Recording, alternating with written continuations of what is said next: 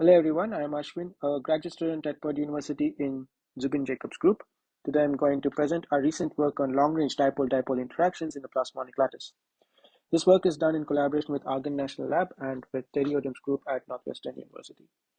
The art on the right depicts dipole-dipole interactions between two quantum emitters. In vacuum, the interaction is limited in strength and range to a few tens of nanometers, owing to the 1/r³ scaling of the Coulombic dipole-dipole interaction strength. In this work, we exploit the collective modes present in a plasmonic lattice that help in modifying the electromagnetic fields and thus increasing the range and strength of dipole-dipole interactions. Spontaneous emission and dipole-dipole interactions are two paradigms of light-matter interaction. These two physical phenomena are fundamentally quantum processes and cannot be explained by classical electromagnetic theory. Both phenomena depend on the intrinsic properties of the quantum emitters and also depend on the properties of the electromagnetic environment around them. The electromagnetic environment plays a crucial role in these two physical processes. Spontaneous emission is a physical phenomena in which a quantum emitter in the excited state decays to a lower energy state, releasing a quantum of energy in the form of a photon to the environment. This process not only depends on the intrinsic properties of the emitters, but also depends on the nature of the electromagnetic resonant modes supported by the environment. The spontaneous decay rate depends on the local density of optical states, which in turn depends on the imaginary part of the Dietrich-Green's function at the position of the emitter.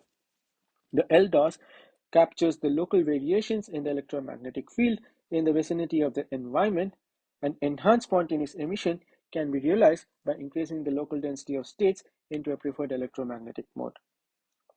On the other hand, dipole-dipole interactions is a physical process that involves two different quantum emitters spatially located at two different positions and have their overlapping emission and absorption spectra. The two emitters interact with each other via virtual photon exchange. The dipole-dipole interaction potential depends on the Dietrich-Green's function at the position of the acceptor emitter due to the presence of a donor emitter at Rd in the excited state. The strength of this interaction can be written in terms of a rate of energy transfer. The energy transfer rate depends on the spectral overlap of the donor and acceptor's emission and absorption spectrum, and also depends on the square of the absolute value of the total Dietrich-Green's function, or the two-point spectral density. Distinct from LDOS, the two-point spectral density function captures the non-local variations in the electromagnetic field in the environment. Thus, an increased two-point spectral density would lead to enhanced dipole-dipole interactions. Now, owing to the fact that the local density of states only captures local variations in the electromagnetic field in the vicinity of the emitters, in contrast, the TPSD function captures the non-local variations in the electromagnetic field. There seems to be a trade-off between TPSD and local density of states.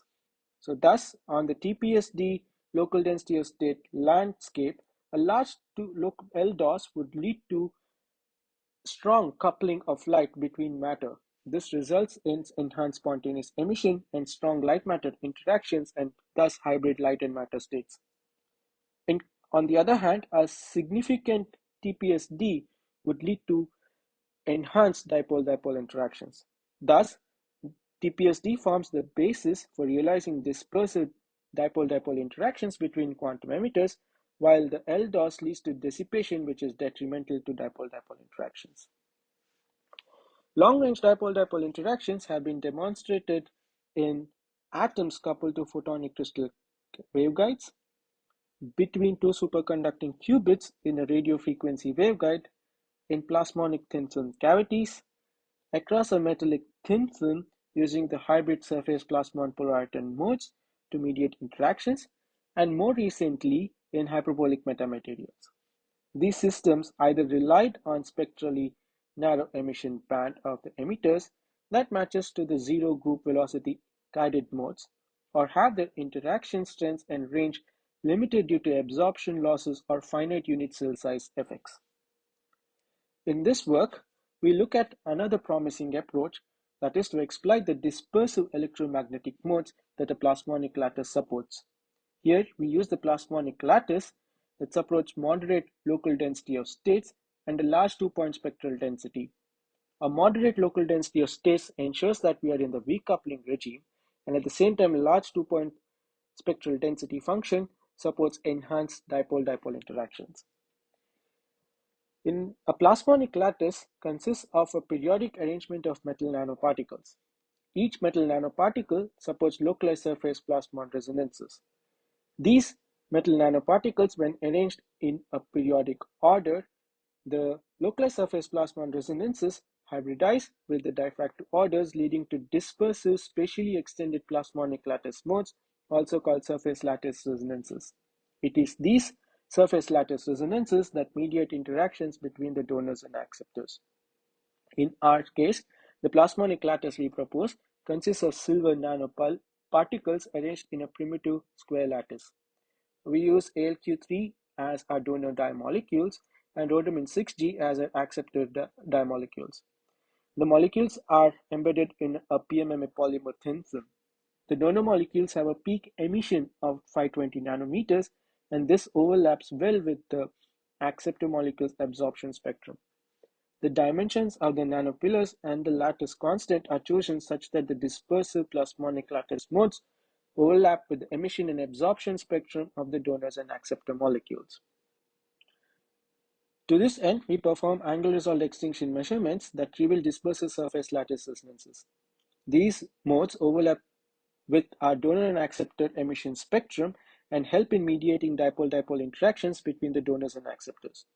The donor molecules excite the surface lattice modes, which in turn excites the acceptor molecules, thereby enabling dipole-dipole interactions between the donors and acceptors mediated by the dispersive surface lattice resonances. We measure the fluorescence emission spectra and lifetime of the donors in the presence and absence of acceptor molecules. The donor dimolecules are confocally excited using a 405 nanometer laser. The lifetime measurements are performed using the technique of time-correlated single-photon counting. Steady-state fluorescence spectra are measured for donors alone, acceptors alone, and donors in the presence of acceptors. Due to low absorption cross-section at 405, the acceptors show a very weak spectral signature. The donor-acceptor spectrum shows quenching at the peak emission of the donors and enhancement at the peak emission of the acceptors. This is a classic signature of resonant energy transfer, which indicates the occurrence of dipole-dipole interactions between the donors and acceptor molecules. The measured decay trace of the donor alone on the plasmonic lattice is shown in the blue decay trace here. We measure the lifetimes of the donors in the presence of acceptors with varying densities denoted by a dilation factor. First, we notice a faster decay of the donors in the presence of acceptors. This faster decay is a qualitative signature of change in lifetime of the donors in the presence of acceptors. We notice this behavior even at 16,000 dilution factors. We compare the decay dynamics of the plasmonic lattice with that of a homogeneous environment, a glass substrate. The interactions on the glass substrate vanish at 16 dilution factors. This is 3 orders less in comparison to the plasmonic lattice. The dipole-dipole interactions occur at significantly higher dilution factors on the plasmonic lattice in comparison to a homogeneous environment such as a glass substrate. In order to quantify the strength of dipole-dipole interactions, we estimate the mean decay rates from the measured fluorescence decay trace. In order to probe the interaction strength as a function of distance between the donor and acceptor molecules, the lifetimes are measured at various mean separation distances between the donors and acceptors. This is achieved by keeping the donor concentration fixed and varying the acceptor concentration. Statistically, the mean nearest neighbor distance varied with the density of acceptors present in the system. We systematically measure the decay of donors in the presence of acceptors at various concentrations. We estimate the energy transfer rate as the difference between the mean donor lifetime in the presence of acceptors to that in presence in the absence of acceptors. We notice the interactions to disappear at 15 to 20 nanometers mean nearest neighbor separations on glass. On the other hand, the interactions remain significant and persistent up to 800 nanometers on the plasmonic lattice. We quantify the energy transfer efficiency, which shows persistent one-third efficiency of energy transfer between the donor and acceptors over a range of mediated same-base separations up to 200 nanometers.